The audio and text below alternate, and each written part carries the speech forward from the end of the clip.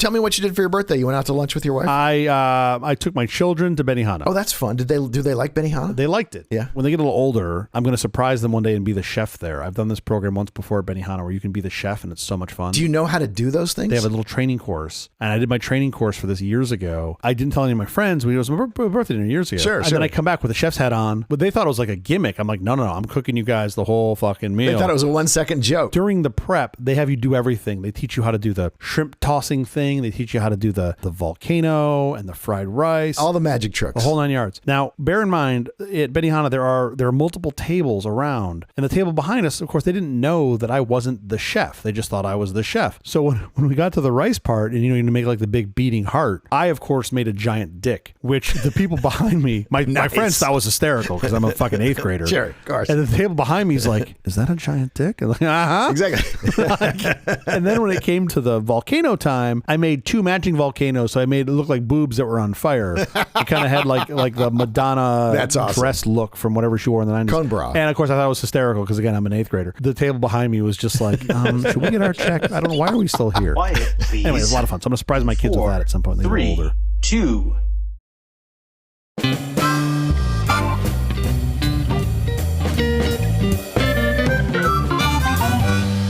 The Apple Company presents a truly terrible podcast. Welcome to Nonsense, Season 2, Episode 2. I'm Jeff Parker. I'm Jill. This is our take on the week's business, tech, and entertainment headlines. This time, we'll discuss credit reporting agencies, oh boy, how they work, how they generate your credit score, and their large flaws. A really exciting episode, isn't it? It's Secret Pal Day. Do you know keeping secrets is detrimental to your health? A secret pal is a release valve of sorts, easing mental pressures. Here's to the friends so close and trustworthy that we can trust them with our most private secrets. I feel like the mafia does not support this particular day. I think they would because it's people keeping their secrets. Oh, is that how that works? Not National Narc Day? They don't support National Narc Day. That's a different day. That's on the other side of the year. They're opposed to that. It's also Cigarettes Are Hazardous to Your Health Day. Manufacturers of cigarettes have described the cigarette as a drug administration system for the delivery of nicotine in acceptable and attractive form. Yes, finally, an acceptable and attractive way to get cancer, emphysema, and increase your risk of a heart attack 400%. First of all, who exactly finds cigarettes attractive? Is that a thing? I think that was a thing. I think when they were first promoting them, when they were first getting people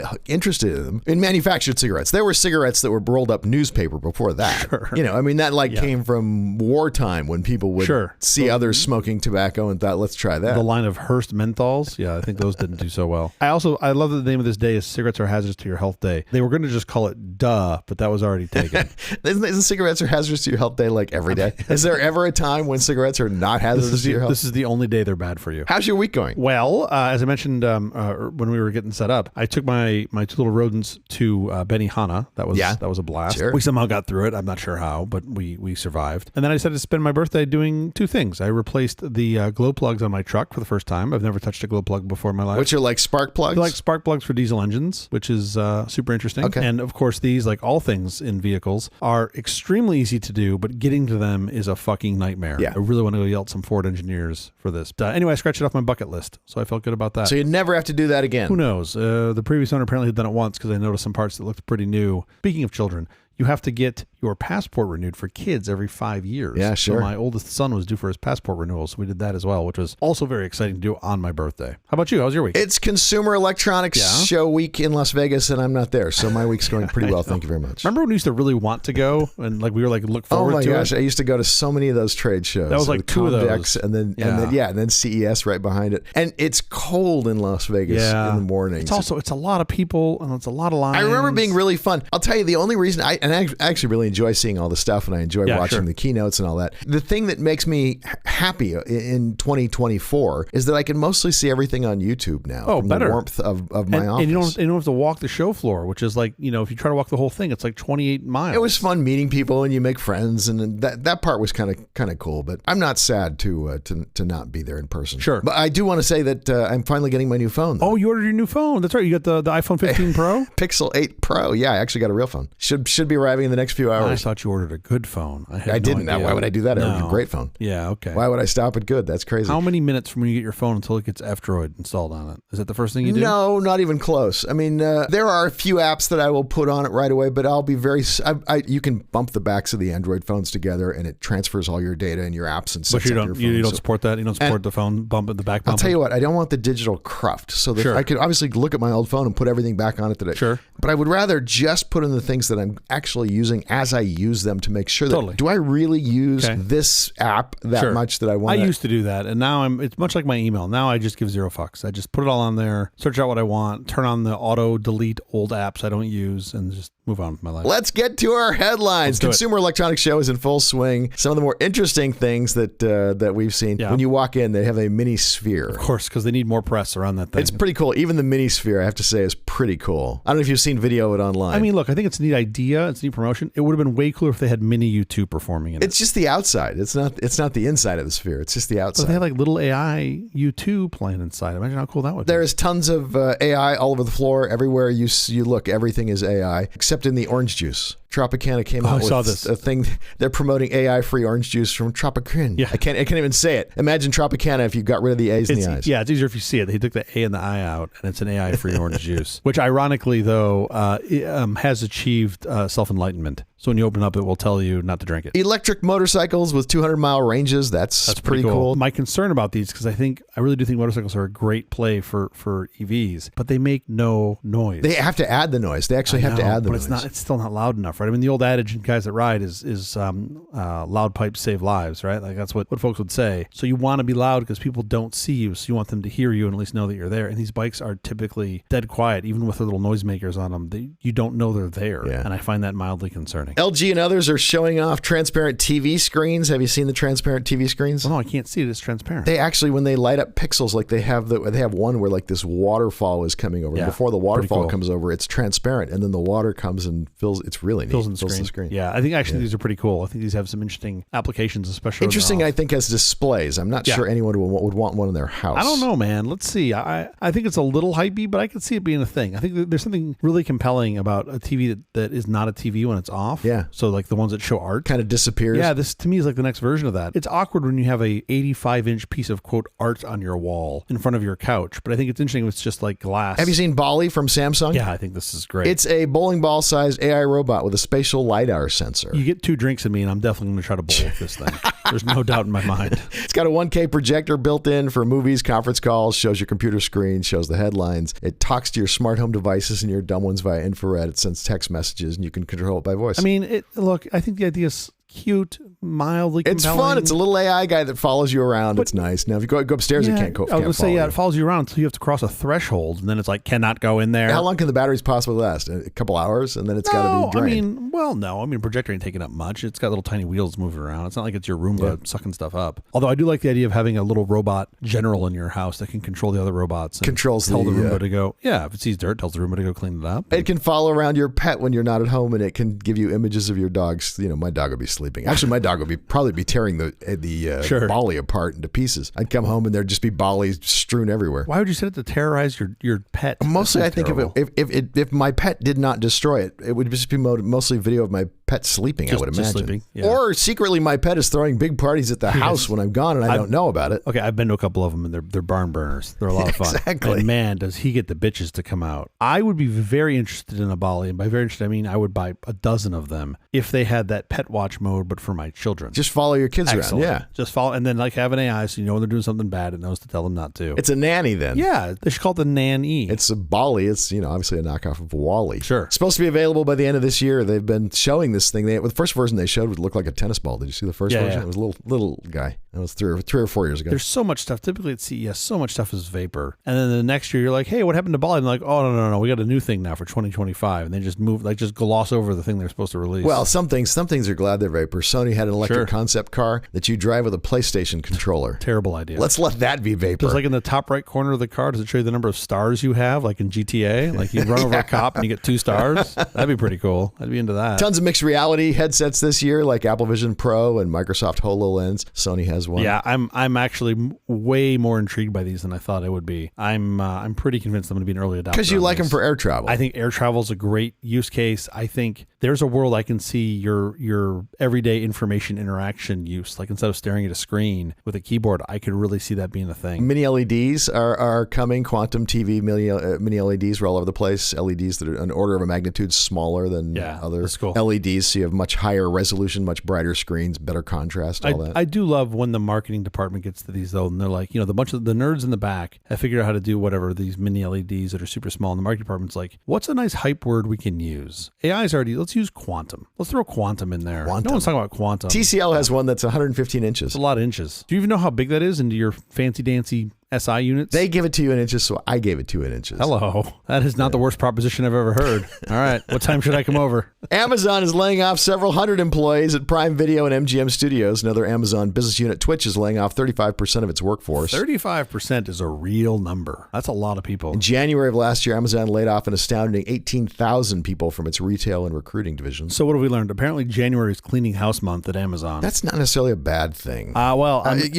Business cycles are actually great for this. I agree. And I know this is not a business cycle. It's like all tech companies are just trying to run a little leaner right now. But I think business cycles where you actually go through downtimes and you actually get the cruff off of the organization. What projects have we started that are still dragging on that maybe we shouldn't be continuing with? It's not a bad thing. It's a lot easier to innovate when you have the winds of, never-ending capital at your back. It's a lot harder to do it in a downtime for sure. So I agree with you on that. I also wonder, especially with this layoff last year, how many of those 18,000 people were just terrible hires to begin with? Sure. And it's just a good excuse to clean house. I mean, that's not a bad thing. Yep. OpenAI admits it's impossible to train generative AI without copyrighted materials. Yeah, this is in response to their New York Times lawsuit, right? They're saying virtually all sorts of human expression is copyrighted, including blog posts, photographs, forum posts, scraps of software code, government documents. So they couldn't limit it to public domain. Yeah, I mean, look, I agree on that statement. If your goal is to actually have an LM that has this, who says that has to be the goal, right? You can just be like, well, we just don't have that. I do think that genie's out of the bottle, though. The world has seen it and knows it has to be a thing. You're never going back. So I actually read the majority of the lawsuit the New York Times filed against OpenAI, and it looks pretty damning. I mean, especially when you get into their exhibits, New York Times is like, they had several examples. I want to say it's in the order of like half dozen, where OpenAI would just recite verbatim the copyrighted text that went in. And that to me is a really bad look. That's the one thing it shouldn't do. Now, it's interesting to me though, because you also don't want it to just not do that. You want to know what its source is. I think you really just need attribution. This feels a lot like search of 20 years ago when folks were pissed off at Google. Yeah. And it feels like a lot of the copyright holders are saying, we don't want to do that again, and are pushing back on it. But I also don't think they know what they want. And that's the thing. Like, what does the New York Times really want out of this? Well, they're trying to make it a deal with OpenAI, some sort of big deal. But it seems like doing a bunch of one-off deals is not the right path. I feel like you need there's probably a better way to do it. Yeah. OpenAI said that limiting training data to public domain books and drawings created more than a century ago might yield an interesting experiment, but would not provide AI systems that meet the needs of today's citizens. Totally. And it's 100% true. What line of work should I go into? And it just responds with farming. Can we update this? Which language do you suggest I learn for software development? And it's like English. It's like, oh, fuck. Learn to apply horseshoes. Yeah, totally. Blacksmith. Now I want this. Right? You have convinced me this is a necessary thing. Now I get it. Now I can talk to people from 100 years ago. Totally. That's what's going to be super compelling, right? You feed all the works of Shakespeare into this thing, and then you go ask him what you think you should do for your birthday card invites, and you get a Shakespearean answer. I think that's pretty fascinating. The mastermind version to me, while that's super interesting, right? The HAL that just knows everything, you can ask everything. That is extremely interesting to me, of course. But I find these more nuanced, much larger guardrails, or not guardrails, much more focus. Yeah. I think that's even more compelling. And you could take and put in the bodies of work of a set of people or one person or whatever and be able to talk to it and ask it questions. That to me is super compelling. Nearly 200 Boeing 737 MAX 9 planes grounded after a hole in the fuselage tore open mid-flight. In the aviation world, they call that bad. Did you see any of the social media videos on this? I've seen videos from inside the plane. It's crazy how calm everyone is. For folks that don't know, this was an Alaska Airlines flight from earlier this past weekend, where they a door plug. So where could be an emergency door depending on the plane configuration. You have an option for having a door there from Boeing or whoever makes the aircraft. Yep. And if you don't want a door there, they put a door plug. Yeah, you have options. And actually, there's a great video that I'll link to in the show notes that this guy, like less than 24 hours after this happened, put out a video of all the different different options and what that means depending on the plane configuration. And one of the options for a lower number of passengers inside a 737 MAX 9 is to have a door plug, which is literally a plug, right, like a panel that goes into the door hole so that later they could convert it to an emergency door if they so choose. Yeah. And that's what Alaska Airlines had opted for. Here's the crazy part as we figured out. Alaska Airlines immediately grounded all of its 65, I think, or so of its 737 MAX 9s after this happened because they're like, we don't know what the fuck's going on. We don't want to have it happen again. This amazing. No one was hurt. No one was injured. I mean, really, no one was hurt. No one was injured. Yeah, and they were, by the way, they were at 16,000 feet. Yeah. So it wasn't like they were very low. They were already at reasonable altitude. It's starting to get cold when you're up that high. It does. Yeah. I mean, the passengers had said, I think the quote was something like, there was a really loud bang at the rear of the plane and then a whoosh sound and all the masks dropped. Sure. Which I was like, well, that's what happens. That's how that works. There was nobody sitting by the door on the seat immediately adjacent to the doors. Which is a miracle. I mean, that's amazing. No one got sucked out, which is crazy. Alaska grounded all their planes. This will be where I give my plug again. If you're in an airplane and you're not actively getting up to go use the restroom, put your seatbelt on. Have your seatbelt on at all times. Yes. Just because the captain's turned off the seatbelt light doesn't mean you want to take your seatbelt off. And if you are getting up to go to the restroom, hustle. Do it quick. Do it quick and get back. Minimize your time. Because you want that seatbelt on. Yeah, not being strapped to the plane. Anyway, so here's what's crazy is United Airlines went and looked at their fleet. They've got, I think they're the second largest consumers of 737s in the world. And they found loose bolts on the door plugs of several of their Boeing 737 MAX 9s. Sure. Alaska said they discovered, quote, loose hardware during their inspections of other planes. So that's not a good look. Good on both of them for copping to it right away and saying publicly, we have loose hardware. Totally. Yeah. Well, especially after that's exactly what you want. Yeah. I mean, you want to be as transparent on this as you possibly can. They took a look at this and I was like, oh, well, maybe it was a lot of, not that this makes it any better, but if there were a whole bunch of cycles, the plane's been in service for 15 years or whatever, something crazy. It turns out the one that had the failure, the Alaska Airlines flight, do you know when into service? 5 minutes earlier. Pretty much. It was certified. Brand new plane. Certified in October. Did its first flight in November. Oh, wow. So the thing wasn't even 2 months old, which is a real big concern. Why is it failing this soon? And they're trying to figure that out. Because they're holding in the door plugs with just a paper clip that they've twisted. No, that's not true. No, they put some gum in there too. It's gum. There's some tape. They use the good duct tape. The good duct tape they use. Good. Yeah, the Gorilla Tape. They put the Gorilla Tape on it. If you had to guesstimate on this door, let's call it, like I said, 7 feet tall, 3-ish feet wide. How many bolts would you think would be on this thing? On like the sides. I would hope 100. I would hope 100. Yeah. Give me so many bolts, 25 bolts per side, because I want lots of room for failure. A lot of bolts can fail, and the thing's not going to go flying out into the onto the earth. You'd have some poor teacher's backyard. At least 3, 4, 5 of these per side. Give or take. So you'd have somewhere in the neighborhood of 12, 15 bolts. That entire plug is held down with 4 bolts. And I was that's like, insane. And then, by the way, 2 of them are loose. So that's problematic. It's the guy who does the Tesla steering columns. It's the guy who bolts those in. It's the same guy. He got bounced out of Tesla. He left Boeing and now he's at Tesla. Just saving bolts, saving money, bringing dollars to the bottom line is what he's doing. Sure. So, and this is alleged. I don't think this has been confirmed yet, but supposedly that aircraft, the one in the Alaska Airlines flight, had been experiencing depressurizing warnings on earlier flights. We'll see if that gets confirmed or not. Their investigation will probably tell us one way or the other. But if that was happening, that seems really bad to me. Anytime a plane is depressurizing when you don't mean it to be depressurizing, ground that plane. You might want to. You have a problem. Yeah, but it's a big plane. It's hard. How are you going to find the leak? Right, the leak could be anywhere. You don't know where the leak is. Put it underwater and you put some soap on it, and wherever the bubbles come up, you submarine it. You think that's going to be? That's go to Amazon, order the biggest bucket they have, the largest pool you can get, and then just park it in it for a couple minutes. Oh no! So here's the part that one of the more crazy things you mentioned the door plug they found in some like school teacher's backyard, which is amusing because they've been telling folks in Portland to look for debris, right? Look for anything you can find. Some dude found an iPhone in a bush. Its charging cable was severed. It wasn't scratched. It wasn't cracked. It wasn't damaged. It didn't have a passcode on it. Which who the hell in 2024 doesn't have passcodes on their phones? And he turned it on, and the first thing he saw was a luggage receipt for flight 1282, and he's like, "Well, I'm pretty sure I know where this came from." Makes sense. But the part that I find incredible is like this thing fell from 16,000 feet ish and survived, and I'm like, how is this not the best Apple ad you've ever seen? But the cord snapped. The cord did snap. Actually, the cord was probably broken before from the guy using it normally. Just normally using it. Because those cords just break. Again, survivor bias didn't find any Android phones because they all broke. They sure didn't. They all it is survivor disintegrated. bias. You're right. They just evaporated. They just turned into molecules. I mean, this is coming on the tail of the 737 MAX disaster of 2018 and 2019 when they had those MAX 8s that crashed, killed a bunch of people. Yeah, this has not been a great ride for the 737 MAX. It was cleared again to fly in I think November 2020, and then like Boeing asked the FAA to exempt them from certain safety standards related to the anti-icing system, and apparently bolts. Yeah, bolts apparently that aren't tight. And then last month in December 2023, Boeing urged airlines to conduct inspections of their MAX jets for loose hardware in the aircraft's rudder control system.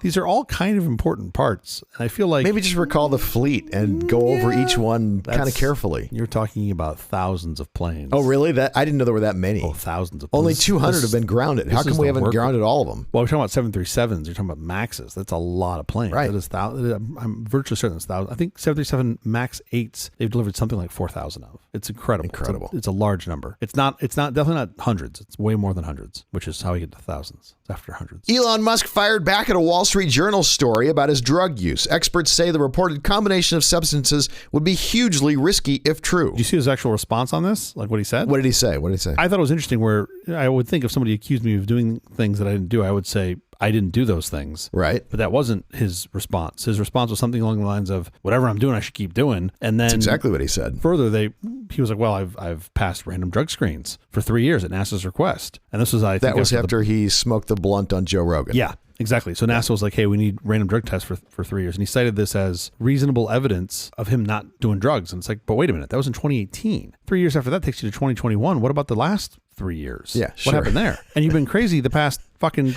like year and a half, 2 years. It's been a pretty open secret in Silicon Valley, the way he uses drugs, how much he uses drugs. But that evidence is not evidence. It's evidence of then. Like, what about now, bud? This is an interesting little wiggle. I also love I'm going to say a thing and then just, attack the journal as if the journal. Well, that's what you do. You go after the person who attacked you. Totally. You don't reply to the charges. You attack the credibility of whoever, And I think in this case, it was a board of one of the person on the board who was probably concerned about his health, let alone the jeopardy that he's put the company in because they have so many government contracts. I mean, there were folks, I think, from like internal meetings, I think specifically at SpaceX that said there were meetings that he had where he was, quote, unintelligible. Okay, enough with the headlines. Up next, we're going to discuss all things credit. And if it's all the same to you, we're going to turn off our usual clock and just let the discussion play out. Oh boy, is this going to be a long one? Give our listeners fair warning. This one's going to run long. As I'm sure most of our long-term listeners know, there's nothing that excites Mr. Parker more than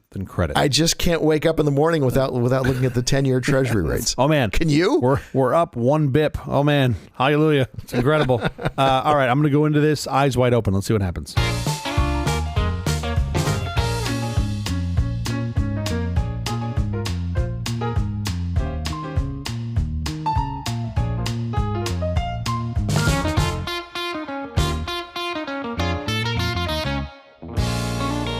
CJ. Yes, sir. Do you know what a credit reporting agency is? Oh, unfortunately, I do. And tell me why you say unfortunately, and tell me why you say it in that tone of voice. For a lot of reasons. I think the most pertinent one to my grumpiness is these folks. Well, okay, there's a couple of reasons, I guess, that I'm grumpy. But really, the one that hurts me the most is they're in charge of all of your most important data, apparently, at least credit-related data. They are. And then they lose it. At least one of them loses virtually all of it. They get hacked. Get hacked. That's a big honeypot. Yeah. The penalty is they're like, oh, we'll just give you free service. You can just have free service on our shitty service. And I'm like, oh yeah, how is that an adequate penalty for them losing all of your credit information? Even worse, I will just say one of them was hacked, and the data could not have come from anyone else except for them, and they are not admitting that they were hacked, just completely denying. So terrible. That they were hacked. I mean, which is even worse. It might be. I believe it is reasonable to believe that their practices might just be so bad that they really think they didn't. Meanwhile, people are like, no, I only use my password in one place, and it's your place, and it's out there now. I do that. I have a unique password for every site that I go to. So I can tell if that password gets out, I know where it came from. It's amusing to me, since I do that as well, when you see like now the browsers do automatic like password scans for breaches. Sure. And it'll be like, oh, these sites you have a breach on. And I'm like, those sites have been breached because that password's only used on that site. So I know for sure, 100% that's the case. It also makes life really easy easy. When you have to change a password, you only have to change it for that one location. And you just don't. Yeah, you just now you no longer have security of the whole entire internet. Lowest common denominator when you're using shared passwords. The site with the worst security is the one that is ultimately going to gain access to the one with the most security because you have the same password everywhere. You're a fucking idiot. Sure, don't do that. Sure. So yeah, credit services. I get why they exist. Not a huge fan. I have other reasons to be grumpy, but it'll come out in the wash. Don't say it. Do you know what your current credit score is? I do. I'm an old man, of course. And why do you know that? Because I'm an old man. What else do I have to do? So you go on their website and you log in and you see what your credit score is? Or do you have them send you a credit report every year? I hate to admit that. I subscribe to one of the services because...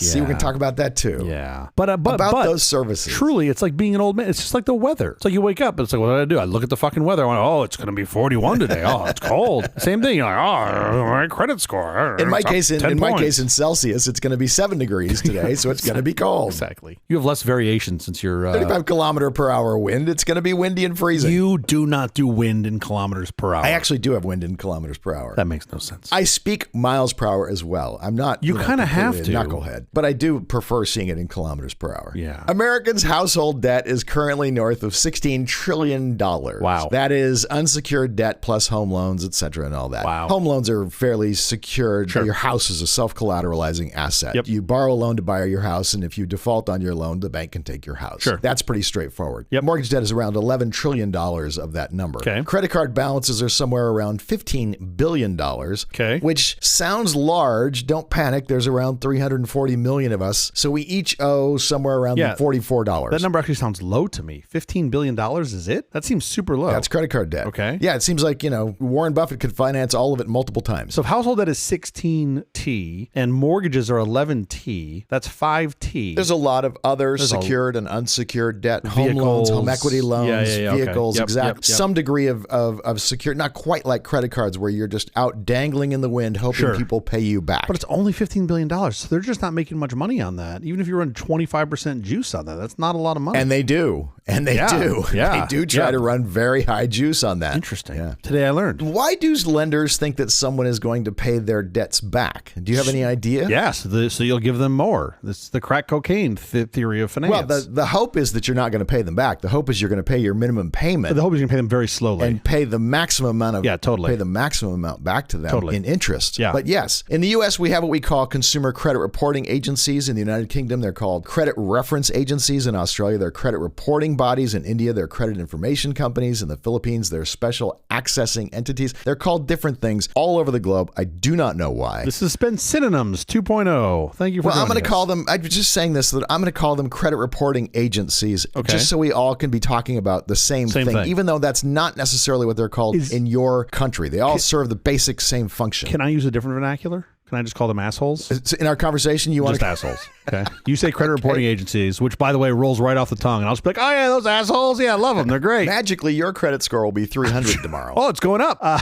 I'm sure they're lovely people. They basically all do the same thing. They compile credit reports and generate credit scores. Yep. In the US, we have what we call the big three: Equifax, TransUnion, and Experian. And those companies also serve lots of other countries too. Experian is not even based in the US. It's based in Dublin, Ireland. Yep. But what I want to talk about is how more than a third of credit reports include false information. And for example, someone with the same name as you or an address that you never lived at, and how the credit agencies are not incentivized to be accurate, making it nearly impossible to fix the errors on your credit reports. Yeah. And how in the last decade, the Financial Protection Bureau now oversees these agencies and actually does a reasonably good job of allowing you to submit complaints to get things fixed. Do they action on those? They do. Oh, that's great. Because I've had a couple dances. You have to have absolute proof. Yes, if you've tried to do this straight with the credit agencies, you get nowhere. Yeah. They have no incentive to fix their errors. In fact, we'll discuss why in just a second. Yeah. So I want to discuss those things, but before we do that, we all need to understand some basics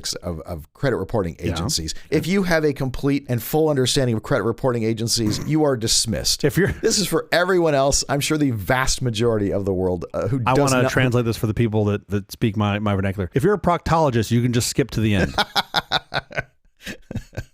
Why do we have credit reporting agencies? On the surface, the theory is you want to know if someone has credit worthiness and is going to pay their bills on time. Yes. And then you will lend them whatever they want, capital or for whatever they want. And in theory, if you're more likely to pay it back, you can charge less juice because you assume that they're going to pay it back, right? And if someone's not going to pay it back, you charge them more juice. Correct. Because it's more likely that they're going to default or you're going to get stuck holding the bag. When credit cards first began, general credit cards first began, they were only given to the very best customers of banks. Sure. Because you knew you were going to get paid back. Yeah. And it was only later that they thought, well, if we increase the amount of interest that we charge, now we can cover for the greater number of defaults we are likely to get per 100,000 people who are borrowing, perhaps make the same amount of money or even a larger amount of money than we would in the case of people who are prime borrowers. Yeah. Equifax was founded in 1899 as the Retail Credit Company. Okay. TransUnion came along in 1968 and Experian came along in 1970. And as I mentioned, they make up the big three in the U.S. The late 60s are roughly when the general credit cards became a thing for most of us. And credit cards largely are unsecured debts. Therefore, that is really what you need credit reporting agencies for. That's when you saw the rise of the credit reporting agencies. Yeah. By the way, the Retail Credit Company, the original company that was Equifax, started out doing a whole bunch of things. And keeping files on consumer credit was just one of the things that they did. That all changed in the 70s. We'll get to that in a second. Before credit reporting agencies, credit assessment methods were often time-consuming, subjective, and prone to inaccuracies. Reliance on personal references and informal networks could introduce bias and favoritism. I find that super easy to believe. By the way, the current system is still full of bias and favoritism. Yeah. If you rent your home, those rent payments you make don't count toward your credit, towards showing you have.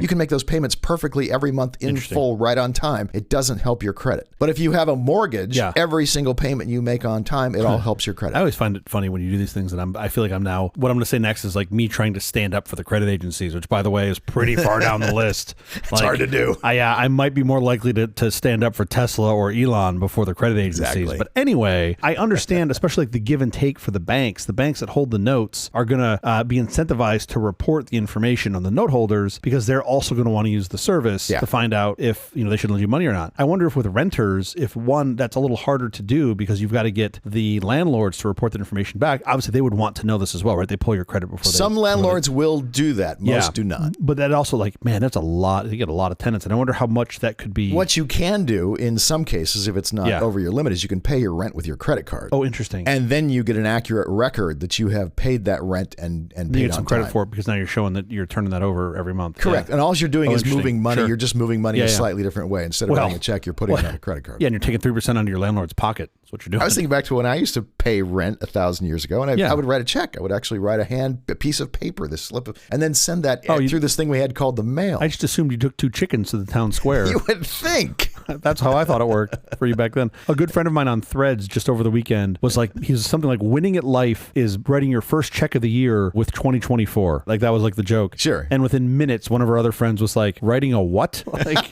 question mark. And I was just more amazed that he was writing a check this early in the year. Like I get we're old, but like you got to write checks still for shit. But in the first week, I don't. Do you still write? When is the last time you actually wrote a slip of paper? This is what's comedy. There is one person in my life, one service, not person, but service in my life that prefers greatly to take checks, and they're a small business, and I like to support them however they want. And it is literally the only check I write every year. So I can always look to see how to spell it by just looking at the last check in my checkbook. That was to them. I write on average, I think literally 2 checks a year. Retail credit card company, now Equifax's information holdings and willingness to sell its information attracted criticism in the 60s and 70s, including that it kept facts, statistics, inaccuracies, and rumors about virtually every phase of a person's life. His marital trouble, his job, his school history, his childhood, his sex life, and political activities. The company was also alleged to reward its employees for collecting derogatory information on consumers. Wow. This led to discrimination against homosexuals, queers, and people of color. It's more like an FBI file in the 70s than what we would call a credit report today. This was the 60s and 70s? Yeah. In 1970, after the company had computerized its records, which led to wider availability of the personal information it held, U.S. Congress held hearings that led to the enactment of the Fair Credit Reporting Act. This legislation gave consumers the rights regarding information stored about them in corporate data banks. When's the last time you heard the word data banks? Did you pull this article off the wire? I got it off of Microfiche. It is alleged that the hearings prompted the retail credit company to change its name to Equifax in 1975 to get an image reset. Okay, if your playbook for image reset is name change, this company would change its name every fucking year. Like, oh, sure. They would be but a lot better than the reputation they had. They literally, the things they had in their files, Wow. it was so damning on them. That's crazy. That they just completely needed a complete image reset. It's kind of nuts if you think about this one level sort of above the credit reporting services and you look at just electronic everything, right? So if you have the item logs of what people do in their transaction history, you know a lot more about them now than I would bet they knew in the 60s and 70s with this. Oh, for sure. Right? Like, I mean, Target has taken a lot of flack for being able to tell people are pregnant. Right. Or, sorry, not before they're pregnant, before they tell anybody else that they're pregnant. They happen to know. Right. I don't think they go. We all know the story. I don't think they're going to go, you're going to be impregnated in 2 weeks. Like, that'd be some pretty scary. That's cool. That's coming with AI. That will come. Then they said, I can tell by the way this boy looked at you, you're going to be pregnant in about 2 weeks. Oh, and then in 2 weeks, you just get a DoorDash delivery, and you're like, what? I don't understand. He's so handsome. And like, we told you. How are my credit report and score used? Poorly. It's not just from lenders. It's insurers Yeah, it's and everybody. employers even check them to see if they want to employ you. Yeah. Are you a person of honesty and integrity, and do you do the things you say? A higher score indicates a lower risk of default and greater creditworthiness. Different lenders might use different FICO models, and your score can vary slightly depending upon which model is being used and the specific data available to each credit reporting agency. They do get used by virtually everyone. Yeah. I mean, that data is for sale, and the credit reporting agencies are in the business of selling your data. Yeah. They also sell it, by the way, for marketing purposes. Of course. If somebody wants to find a certain subsegment of the population that they want to market to, they'll sell to those people. Of course. What is the difference between a credit report and a credit score? Do you know the difference? One's a number, and one has page breaks. The report details your credit history, and the score summarizes your creditworthiness into a 3-digit FICO number used by lenders. Your credit score is calculated using a formula. It goes up to 3 digits? It actually starts at 3 digits. That's the Hang joke. on. It gets dumber than you think. Hang on. You mean 85's not good? The FICO score is calculated based on your payment history. It's the most critical factor, which is your track record of making timely payments on all your credit accounts. Delinquencies and missed payments have a significant negative impact on your score. It's also on the amounts owed. That's 30%. This includes your credit utilization ratio, which is the percentage of your available credit you're currently using. Ideally, keep this ratio below 30% for an optimal score. Length of credit history, 15%. Having a longer credit history demonstrates responsible credit management over time, benefiting your score. This is where it helps to be old. Sounds like ageism to me. New credit, 10%. Applying for too many new credit accounts in a short period can negatively impact your score. That's 10%. And finally, the types of credit used make up 10% of your score. Having a diversity of credit accounts like credit cards and installment loans can significantly improve your score compared to having only one type of credit. I buy all of this. And what if you don't need credit? Then you're in the mafia. Well, no. What happens is your credit rating actually declines because you're not you're not in the system. I am the grandson of someone who made his living off of, he's a banker, made his living off of interest. I, more than anyone else on the planet, can tell you, don't pay interest. Sure, of course. Don't get into debt. Pay for things. It's not interesting. And if you do pay interest, small amounts of interest. If you're paying for a college loan and that rate of interest is lower than the rate of inflation, in that case, you may not want to ever pay back. Yeah, fill your boots. You might, of course. You might just want to pay back whatever minimal payment you have to make on the interest. Thank you, government. You may not know this. The credit score ranges from 300 to 850. It actually doesn't start at 0. That I knew. Oh, you didn't know that? I did know that. I was being a smart ass earlier. Do you know why? I don't know why. No, I actually have no idea why. Why would start at 300? I searched high and low, and what I got was a lot of tap dancing. And I asked actually a lot of humans, and I got mostly a lot of tap dancing. The best answer I could get was, it's always been that way. Yeah, that sounds like the right answer to me. It's like somebody just started that. There was some limitation to how many numbers they could show on the screen, and there was just like... Someone told me, a very nice individual who was a friend who works in this industry told me that the 300 was so that you never felt like you were starting at 0, like you just walked in the game. I could buy that. So 300, it was to like motivate you. You're in there. Come on, you got 300. You know what I'm saying? I remember being in my teens, and the first time I saw my credit score, and it was like, I don't know, it was like 6 something, and I was like, oh, that must be good. And they're like, nope. I was like, oh, but I had nothing. I had like a credit card. Like I didn't have a car payment. I had nothing. So the 300 to 850 is best I can tell tell is like any industry jargon. It's to keep the lay people from understanding. Yep. It's just to make the whole thing, Well, I think that's part of it. Because if your credit score ranged from 0 to 1,000, even children could understand how credit scores work. Totally. But I mean, okay, if you can understand 0 to 1,000, you can map 0 to 1,000 into 300 to 850. It's not. But nobody ever thinks it's what's the highest number? 850. Yeah. What's the lowest number? 3. Look, no one thinks that. If you went 0 to 1,000, you know what? It's time for the metric system for credit scores. I get that. I mean, at least it's a linear scale-ish. At least it's not like they're not using the Greek letters, and you're like, oh, I'm a phi. Like, what the fuck does that mean? Right? I'm a delta. There are worse systems that they could use. I'm not saying this one's great. I do suspect, again, I'm not in the business of trying to prop these guys up, but I do suspect that there's a certain element of this that is just, it's always been that way, and there's a tremendous switching cost. Right. Like if you've ever seen a human... It's a computer. There's not a tremendous switching cost. You can change it in 2 seconds. No, but there is, right? Because you have all these things downstream that use it. And what's the real benefit of changing it, right? So like so that the whole world could understand it easily. And they don't want that. That's not desirable. Yeah, but I also get that too. I also get that they don't want that. Yeah, I mean, look, you could also very easily write a Google Glass app so that when you look at your FICO score, it just maps it from 0 to 10, right? Like sure. just a linear you'd have to know that, and if you knew that, then you'd already know probably that it's 300 to 850. It's crazy that it's 300 to 850, but whatever. That said, it comes from the Fair Isaac Corporation. Those are the people who invented the score. What a great name! I'm a little suspect that anyone puts Fair into their name for any reason. It's the guy's name, Bill Fair, and Earl Isaac. Still don't care if you put Fair. I don't care if you're trying to pretend like you are being very reasonable, or if you're running carnival rides for kids. If Fair is in your name, I'm already suspect of you. There are 2 guys who met while working at the Stanford Research Institute in Menlo Park, California, and their data analytics company is now headquartered in Bozeman, Montana. It still exists. Oh, wow. And that's the national average. You want to know what the national average score is? I thought it was like 650 or 700 or something like that. 716. 716. Yeah, that sounds about right. Again, let me just point between 300 and 850. Right. Let me just tell you about how silly this system is. Totally. How out of date this is. By the way, you know what the average IQ is? 86. 100. Is it 100? Makes perfect sense. Makes absolutely perfect sense. But again, I had no idea that it went to triple digits. No clue. Oh, IQ. Man, these are tough jokes today on episode 2. Holy shit. 300 to 850, but there's also industry, just to make things more complicated, there's industry-specific scores that can range from 250 to 900. But most consumers will never see There's another layer on top. Great. Right. Not a big worry. In 2013, lenders purchased more than 10 billion FICO scores. Wow. And about 30 million American consumers access their scores themselves. It's less than 10% of Americans who are looking at their own credit scores. Yeah, I believe that. Most people have no clue and no care. The FICO company reported a revenue of $1.29 billion for fiscal year 2020. And that's just FICO? That's not counting the agencies that sit between you and the FICO, right? That's not counting the agencies at all. That's just FICO, the people who give you the score. And they've created, there's like several versions of FICO scores. Now just to I know things, why it's still 350 to 850 or whatever the fuck the range is. Oh, yeah. Yeah, they're protecting a $1.3 billion fucking revenue stream. 100%. Yeah. And there's still reason, there are still, this is crazy. There are several types of FICO scores. So you actually have to look at this. There are other flavors. This one includes your utility bills. This one includes this. This one doesn't include any of this or whatever. I mean, it's crazy. Yeah, now I understand. What you end up with is very slight variations. I would like to retract my previous statements and be like, oh, it's just history.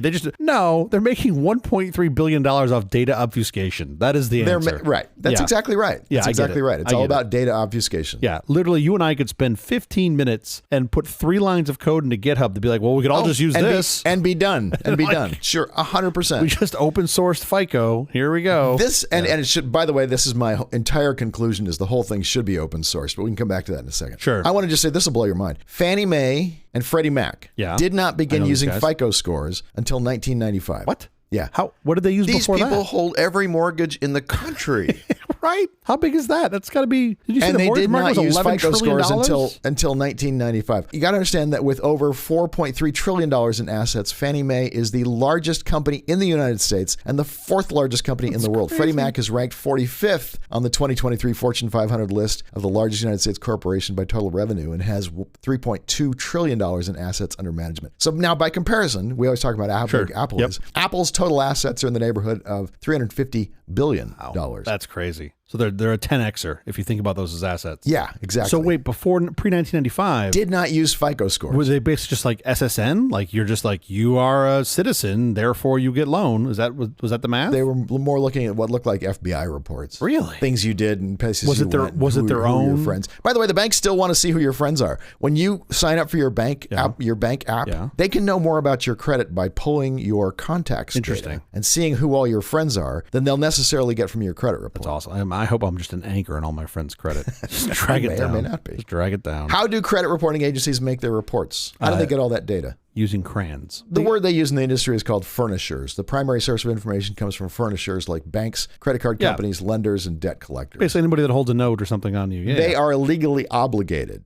Oh, I didn't know this. To report relevant information about consumers' credit accounts, such as account openings, credit limits, payment history, delinquencies, and recoveries. And how is they specified? You mentioned like banks and whatever credit unions and things like that. But right, that's why your renter, by the way, is not required to report when you pay your Interesting. rent. I didn't know that. Right. By the way, good business to be in is anything that is fucking federally mandated. For sure, and to have been around before those mandates existed, so that you're grandfathered into them. You're actually written. So into why the can't we bill. start a fourth credit agency reporting something? Somebody needs to completely reinvent how the credit agency business works. Now I'm getting interested in this segment. Credit reporting agencies also access public records like bankruptcies, liens, judgments, which can be relevant to a consumer's creditworthiness. Makes sense. Credit reporting agencies update credit reports regularly as they receive new information from furnishers or through consumer disputes. This ensures that the report reflects the most current picture of a consumer's credit history. Yeah. Consumers are responsible for monitoring their credit reports and taking proactive steps to ensure accuracy and improve their credit scores if needed. Credit reporting is governed by the Fair Credit Reporting Act, FCRA, which sets forth legal obligations for both credit reporting agencies and consumers. Consumers have various rights under FCRA, including the right to access their reports, dispute errors, and place security freezes to restrict access to their reports. I'm really disappointed they don't refer to it as the fuck rep. Well, I'm sure that was in a draft somewhere. But put a pin in the thought that consumers are responsible for monitoring their accuracy of their reports. Yeah. How do credit reporting agencies make their money? It's Facebook before Facebook, right? Their money's in the data. It is Facebook before Facebook, right? And it's all about your money, right? Totally. It's all about the data. They sell your data left and right. All that data, people are required legally to report to them. Yeah. They just take that data and resell it to whomever they want. But the good news is, by default, I'm opted out as a consumer, right? They just opt me out, and I have to go opt in to let them sell it. That's how it works, right? That's how the system works. No. Oh, no. Oh, they get to just blindly sell it to everybody? They just blindly sell. Oh, yeah, okay. Like Weird, Facebook. yeah. Huh. But in this case, just by existing in the world, you've opted in to them collecting your data. Yeah. At least with Facebook, you used to have to have an account. You don't have to have an account now. Yeah, sure. No, of course. But I'm being a little tongue-in-cheek on this because, to my knowledge, you cannot opt out from them selling. Absolutely, you cannot. There is no opt-out. So, we can all get our pitchforks and our fucking torches and go after Zuck and his lizard people. But, maybe we should put these three assholes there's no way to go after in the crosshairs. Yeah, exactly. And by the way, 100% true. They have all of your data. And to my knowledge, and again, why you put me in these positions where now I'm feel like I'm defending Facebook. To my knowledge, Facebook has not had, in the totality of their existence, 15 years, and they've got all this data. How many leaks have they had? Oh, it's got to be minuscule. It's got to be almost nothing. Meanwhile, Equifax is fucking shitting out SQL dumps out the back door to anybody that will download them. Well, they do get getting exposed. They do get hacked left and right. I can go bitch to my casino about not giving me not giving them my SSN because I don't want it to get exposed when they get breached. I can't bitch to Equifax. No, they already have. First of all, they already have it. Exactly. It's not a matter of handing it over like you'd hand over to your casino. They already have it. Exactly. They're selling individual credit reports to lenders, insurers, and other businesses who use them to make financial decisions about consumers. Prices vary depending upon the type of report, the volume purchased, but individual reports can range from a few dollars to around $30. Yep. So it's not much to get that information about an individual. Nope. Credit reporting agencies also offer subscription services that will provide lenders with bulk access to credit reports and scores, generating recurring revenue. That's how they. Do you know what their rev split is roughly between what I would call, I guess, maybe the buy side and sell side? That's not really, doesn't apply. Meaning, what percentage of the revenue is coming from people that are wanting to buy the credit reports for issuing more credit versus the consumers that are tracking their own data themselves? Is that a 10%, 90% split? Is that a 50-50? I'm guessing it's lopsided. It's a little more complicated than that because you have to add in one more thing, which is credit reporting agencies now have this thing called credit protection that they sell. And it's a very big product. It's a very big product for them. Yeah. Let's come back to that. Okay. Anyway, they're selling data to do things like target marketing. They're looking for, you want to find somebody who's got a certain level of wealth because you're selling yachts. Sure. They can give you those consumers. They can give you all that information. It literally is just like Facebook selling data, and yet you never hear complaints about the credit reporting agencies selling data. May I ask a question? I don't know. Let's find out. When you're doing your pre-production work, do you just rate these different segments based on how high you're going to spike my blood pressure? Is that just like you're just like, oh, let's talk about fake diamonds and really piss them off? Meanwhile, I'm like, oh, new Coke, it was a thing, max headroom, and you're like, credit agencies are ripping you off, and I'm like, fuck. I had my tickler file of various segments, and I was in a dinner with a bunch of friends, and I started saying, and we were talking about it, talking about the program. Sure. And I was saying, here's some segments, ideas that I want to do coming up. Yeah. And literally, credit agencies, when I mentioned that one, it just like pinned the meters for everybody who want. Oh yeah, for people who had interest. Interesting. And I'm sure they were all saying like, oh, I find those people really interesting. I'd like to know more about them. I'm sure that was the consensus around the table. Well, no, mostly the people were turning red. Their steam was blowing out of their ears and saying, you got to talk about this. Meanwhile, they had their pitchforks and torches out. Yeah. Exactly. Yeah. Uh-huh. What is credit protection, and when did credit reporting agencies begin providing it? Yes, this is when I pay the service to do right by me, because otherwise they won't. That's basically what it is, right? They track changes to your credit report and alert you of any suspicious activities, such as new accounts you didn't open, inquiries you didn't initiate. Early detection of such red flags can help you identify potential fraud and take immediate action. Basic credit monitoring plans start around $10 per month. Read that, $120 per year. Yeah. While more advanced packages with additional features like identity theft restoration insurance, what in the world, seriously, can cost up to $30 per month or more. Your job is to provide accurate information to your customers. Only if you pay. And yet you're forcing now people who have no choice but be rated by you to pay you to keep the information accurate. Yeah. It is a ridiculous conflict of interest. Some credit reporting agencies offer services to help consumers remove errors from their credit reports and improve their credit scores. Let me repeat that. They charge consumers to remove errors I think that the credit reporting agencies have made from their credit reports. That's more than a mild conflict of interest. Yeah. It's a racket. Yeah. That's a nice house you got there, Mr. Little. Yeah. Be a shame if something happened to it. You better sign up for our protection. I believe there is a path where you can do it without paying them. However, it is like and they make it impossible. Exactly. Have you done it? Have you ever tried to do it? It's impossible.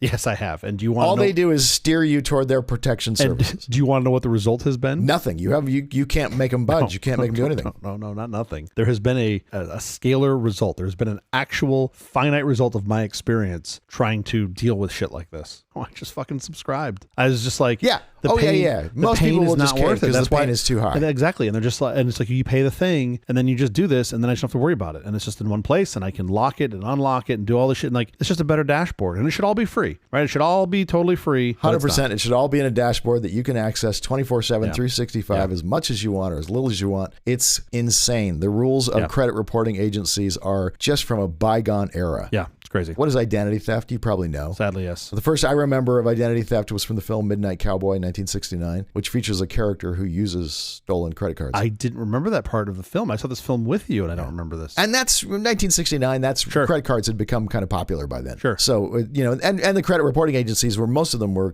created a year earlier or one a year later. What's nuts about that too, by the way, I don't know. I don't have a lot of experience with other credit cards. I'm much like you, I use them as convenience and use them basically as cash cards. Yeah. My primary card has been for years my American Express, and they know me better than me because it used to be pre-pandemic. My card number got lifted about once a year. Sure. I traveled a lot. And I'm sure, it got skimmed or whatever. I try to be careful about that, but whatever. It get picked up about once a year. Use your watch. Well, yeah, but this is 5 years ago. There is so much protection. I know. There's so much protection in not using your card. Now even just with tap is so much better. Yeah, tap with a chip. Yeah. I mean, I got to believe they bucket you or consumers into a handful of buckets. Like, I got to believe I'm getting a level of service from Amex that somebody with a high rate of default in a questionable bucket is not getting. Yeah. I call Amex. I've never had to wait more than 30 seconds to get a human on the phone. I'm pretty sure that's not the case if you're calling a high risk credit provider. They want you using your credit card. They want to make those fees. So getting that credit card to you quickly, that replacement credit card quickly, makes complete financial sense for them. Totally. I did want to ask you, Yeah. have you ever seen those credit cards that actually have apps that come with them and you can turn off the credit card and turn on the credit card? Yeah. Does that still exist? Is that still a thing? Because that sounds like a great idea. Do you remember like Web V1 days? I think it was, I want to say it was NBNA, MBNA. Yeah, MBNA. It was bought by B of A, but before they were bought by B of A, they had a random number generation service that was great. You could go into your account and they would generate a one-time use number and you could set your own expiry and your own limit. And for all sketchy websites, I would use that. I'd be like, oh, these guys can lift my credit card number. Sure, and they can get nothing from you. Exactly. And that was gone for a while. I don't know if there was like IP around or what, but I didn't see it for a long time. And now I feel like it's back. I think even Amex offers it now where you can do like a one-time generation. I suspect effectively you're going to get like a pass key is how this is going to look, because that's what you're doing when you're doing that tap to pay. There's no, it's not a credit card number per se. Now, something I learned recently that I did not know, I made a presumption, the chip, not tap, the chip has all your personal information on it. That's crazy. And part of the protocol is for it to be extracted on the reader. Yeah. So you can still have a skimmer pull all your shit off the chip. But I didn't know that. I assumed it was protected. There is a handshake that requires when the chip. I tap my phone, is that still the case? No. Or is that not the case when I tap my phone? Well, I should confirm that. But to my knowledge, it's not the case. Yeah. And to be clear, if you're using the chip, there is a handshake that necessitates the chip. However, the number you can still lift off the chip. You can't do another chip transaction without the card, but you can do a Stripe transaction without the card. Does that make sense? So you can lift the information off the chip and then just go, buy a bunch of shit on, not Amazon, but whatever, some other site using the card number that still supports it. So we're just a long way away from getting rid of that. I am super optimistic though about tap to pay, because tap to pay to me is the right answer, and mobile devices are going to drive that. We've had chips in Europe since the 90s, and we just got them here, 10 years ago? Not even. 5-6 years ago? Like, we're so far behind. But also an interesting thing when you are in Europe and you pay, you have lunch at a restaurant or whatever, and and it's time to pay. They come and bring you the machine. I love it. And they never will touch your credit card. You slide your credit card in and pull it out, and it's really great. They don't take your credit card into a back room and make 5 copies of it. That's happening here. I'm such a dumb mouth breathing American. I go to Europe and I'm immediately just like handing my credit card, and they look at you like it's fucking kryptonite. They're just like, they can't touch this. That has COVID. I'm not going near that. I'm not going to touch that. And that's happening now in the US, especially. I see it with like what I'm going to call the younger generation. It cracks me up. I'll go get a coffee and I'll be like, it's $6. And I hand him my credit card and the kid just looks at me like I'm a fucking idiot. Yeah, and then like his eyes just go down to the tap, and I was like, oh yeah, I'm just old. And then I just tap to pay. And because that's the expectation, which I think is great. The fact that we're moving towards that slowly. And then he fucks up my coffee. Tapping the credit card is not something I even prefer to do. I still am. I'm a tap the watch guy. When I'm at the Mamba Center and I'm grabbing some food or whatever, man, just tap that watch and we all move on with their lives. I mean, you're going to hate this. You know what's better than that? I'd love to know. Hand scan, Amazon One. Oh, well, sure. But I have that exactly at 2 places that I go to. So that's mostly useless. That's the only thing to me that's better than a tap is I walk up, I scan my palm, I put shit in the cart, I scan my palm, I walk out. No tap to pay, no bullshit, nothing. Net time I spend doing a transaction is like 3 seconds waiting to get in and out. It's so fast. It's so fast. Good. And they have that at your Mamba Center now, I'm not sure I prefer the hand scan over the watch scan. The watch scan does offer some security that the hand scan couldn't. Do you know what goes with you everywhere you go? Your hand. That's part of the problem. Nah, that's part of the problem. It's your palm. Your palm doesn't change. All your fingerprints don't change. I like the idea that the numbers, when I tap my watch, that number is a unique number. Wait, first of all, Remo Williams was a thing. I'm sure you can change your fingerprints. You just burn them off. Get rid Second, of it. what's your concern there? Someone taking your hand and going to like, if somebody takes your hand, and your biggest problem is bigger problems than your credit. It's not them buying a fucking Michelob Ultra at the Mamba Center. You're missing a hand. Now, wait a minute. If I bring you in the like data of my hand, of whatever my hand reads, could be hacked from Amazon because it doesn't change. Yeah, exactly. But the biometrics that make up my ID for Amazon, they don't change from transaction to transaction. I understand that. Now, look, if your bigger concern, and this one I would be worried about if I were you, if your bigger concern is me like dragging your corpse weekend at Bernie style to the Mamba Center, that one I'd be worried about. I'd be like, hey, what's wrong with your buddy? He's just sleepy. Meanwhile, I'm walking in with you, tired, scanning your hand so I can get in to get my Michelob Ultra. Yeah, that would be the bigger concern. You can replace fraud alert on your credit report with each credit reporting agency, and this alerts potential lenders to verify your identity before extending credit, making it harder for fraudsters to open accounts in your names. Fraud alerts are typically free to place and last 90 days, which is kind of maddening. Yeah. You can renew them as needed. Some credit reporting agencies offer identity theft restoration services that they charge you for, as we've discussed. You can freeze it. You can put it. What was the 90 days part you said? What was the last 90 days? 90 days is the fraud alerts. Oh, fraud alerts. There aren't Yeah, such a thing yeah. as credit freezes. This came with the Consumer Protection This is Bureau probably the best thing I think we they brought just along. got, which Yeah. restricts access to your credit report almost entirely, virtually freezing potential new credit from being opened in your name unless you temporarily lift the freeze. This is I want this app for my credit reports as well as for a credit card where I turn it on and turn it off. I'm at the car dealership for whatever reason. I want to lease a car and I hit the button, and at that moment my credit opens up and the car dealership can go look at it and do whatever they need to do, and then I hit the button to turn it off, and now it's sealed off. There's a huge problem with that, though. I know, because it's a car dealership, and fucking 80% of their revenue, you just put a big old hole in. Exactly. Right? Like, you know what's better for them is charge the car dealership to run the credit, and then just be like, oh, well, you can't open it because whatever, it's frozen, but they still get to charge them for running it. Sure. Yeah, you don't get to protect your data. That's not a thing. Anyway, so you basically can get credit freezes that last a year, and there's no charge for that. The initial freeze placement is free. Lifting it is generally free as well.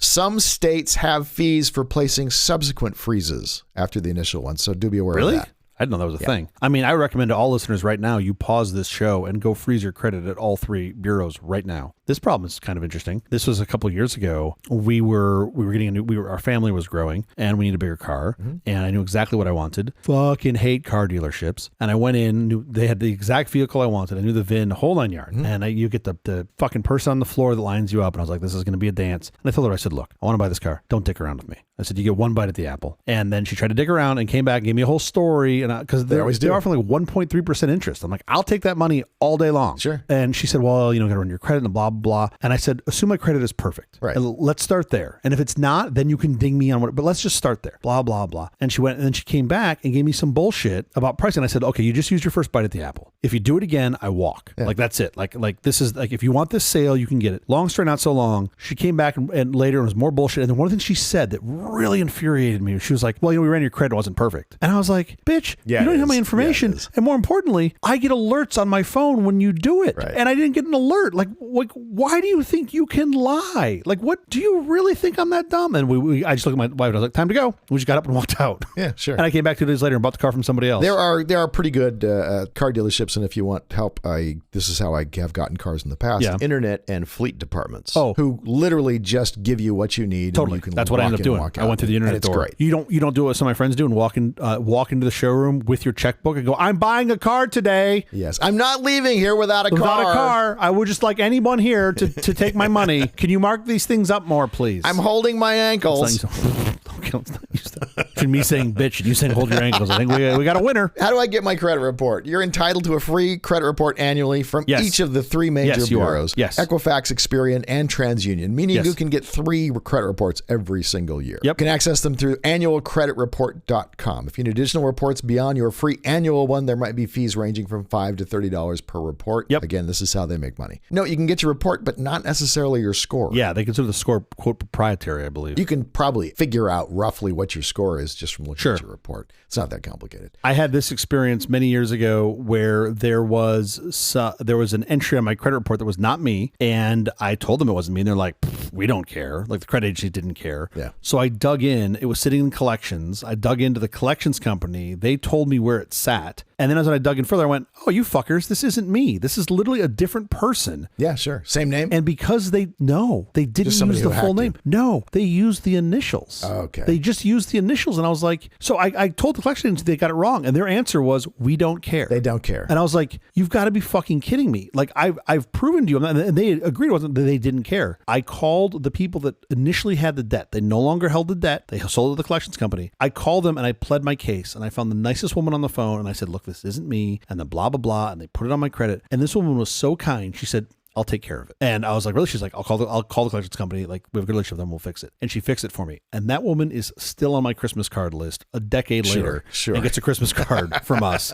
She should be. Because that's rare. That's rare. Right, that it's super rare. As the outcome of that story. That shit would still be sitting there, and it wasn't. And I sent her proof and everything, and she knew right away. She's like, this isn't you. We know this isn't you. But the collections company knew the added information to know that it wasn't me. Like, oh, I don't know my name, but they just didn't care. Sure. They were just like, we're going to put this on. They don't care. Crazy. How do you recover from bad credit. Building your positive credit history over time will repair your score. Most negative information stays on your report for 7 years, except bankruptcies, which remain for 10 years. Medical debt was recently excluded from reports for 1 year after being paid and removed entirely after 7 years from default. So the key is pay your bills on time and in full. Interestingly, I thought this was fascinating. If you moved to the U.S. from another country, your credit doesn't follow you. You're unscored, which is a bad place to be in the credit world. 19% of Americans have no credit history or considered unscorable, making it nearly impossible to get a credit card or a loan, and also impossible to get certain types of jobs. I've worked with a bunch of people who have had this problem, right? They're expats somewhere else. They come here and they're fucked. Like you have no starting path. with a credit rating of like 500 or whatever a beginning credit rating is. There is another way to recover from bad credit. What's that? You just steal somebody else's identity. When data theft became a thing is exactly following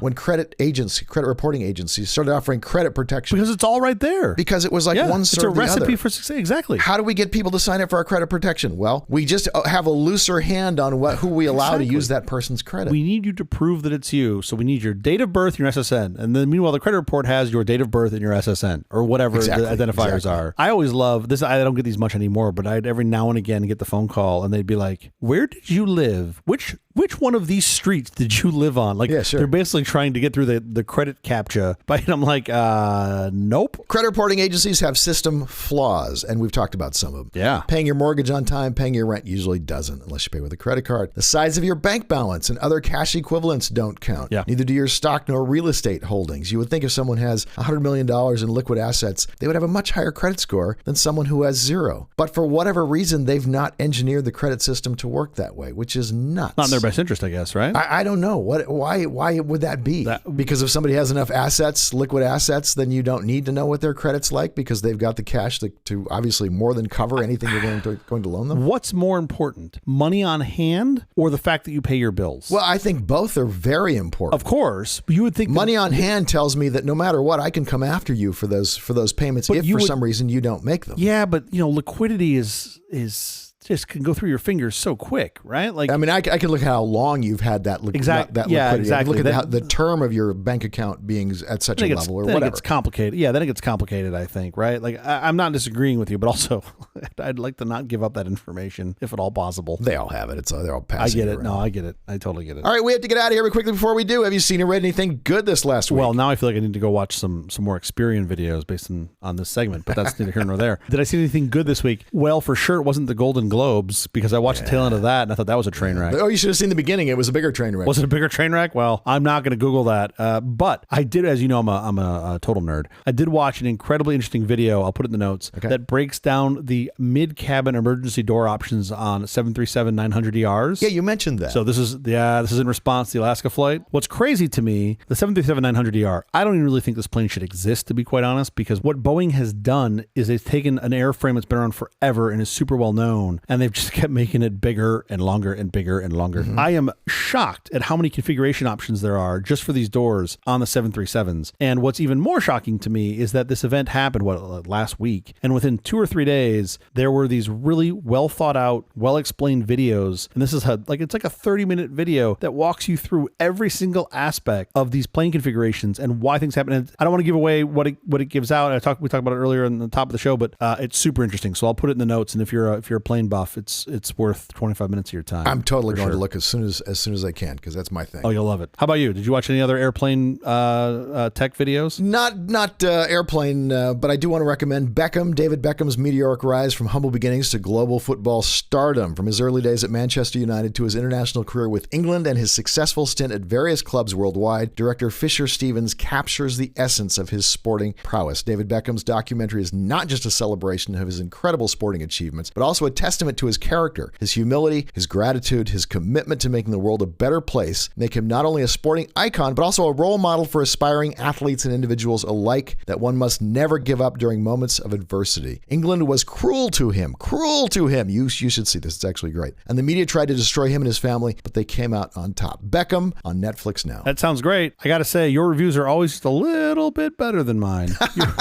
You're recommending a movie about David Beckham that sounds super interesting. And I'm like, I looked at Plane Dork configuration options for a 737. Oh, no, I'm totally in on that video because that story fascinates me that you can be flying. Yeah, here's the thing. That shouldn't happen. And we'll see when the dust settles on this. But I believe you've got a problem in manufacturing at Boeing. And my fear is, the thing I fear the most is that it is a supply chain problem. And that could be really ugly because they should not have those. They can't get the door plugs, so they're just I'm using... very afraid they went on Amazon and were like, airplane plug bolt.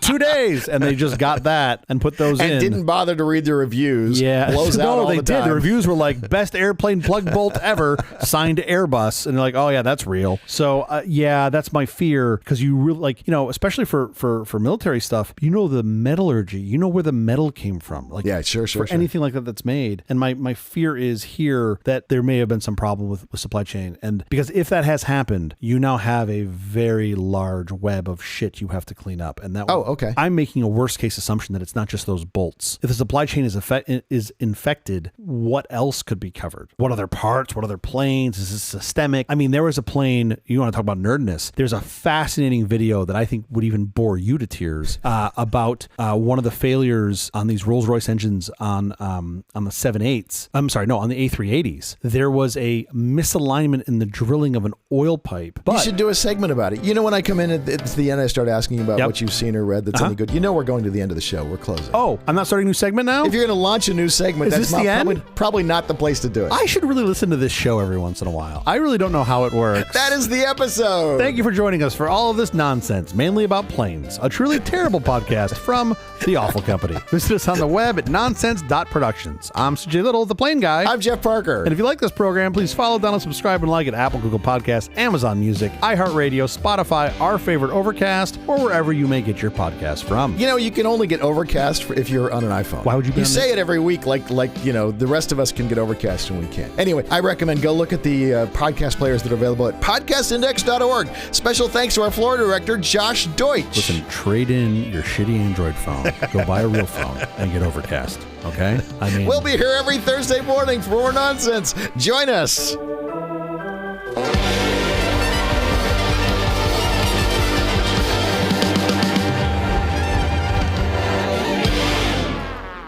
with your iPhone.